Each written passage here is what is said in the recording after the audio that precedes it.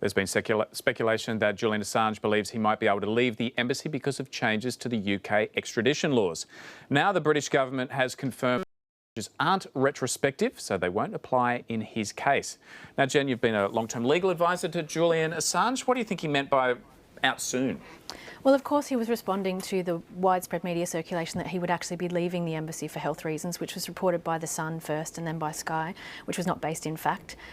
So he was responding to that story, but his response saying he would leave soon, I think, refers to the fact he would leave as soon as he gets the assurances that he needs to get around US extradition.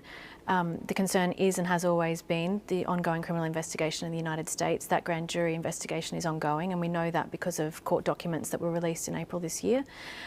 His political asylum was granted on that basis, and unless and until we get the assurances that he can leave the embassy in circumstances that would protect that asylum, he won't leave. But what we're seeing is, and what his optimistic response is in response to, are the changing circumstances. So, okay, so what are the changing circumstances? Why is he more optimistic now than he may have been, say, 12 months ago? Well, there's a number of things that have happened in the past 6 months. We're seeing a changing of views in Sweden around the actions of the prosecutor. There's widespread public opinion now against her decision not to go and question him in Sweden and to deal with his case in a proportionate manner. We've similarly got an appeal on foot against the prosecutor's decision to refuse to come and interview him in London, but on the grounds that the arrest and his detention and his time in custody is disproportionate to her need to question him, and his lawyer is very confident of the prospects of that appeal. But if we take, for example, public opinion, how does that change what happens with an appeal?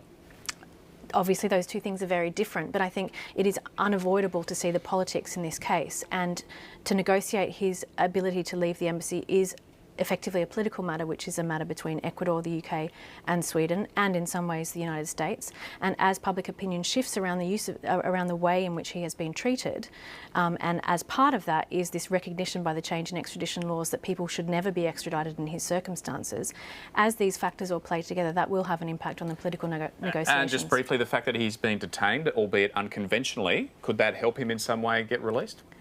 Well, obviously, he's been in there in the embassy for 2 years now in circumstances that are materially affecting his health. If you are in prison, it is recognised that you need to have at least an hour's exercise outside a day in order to maintain your health. Julian does not get that. There is no outdoor area.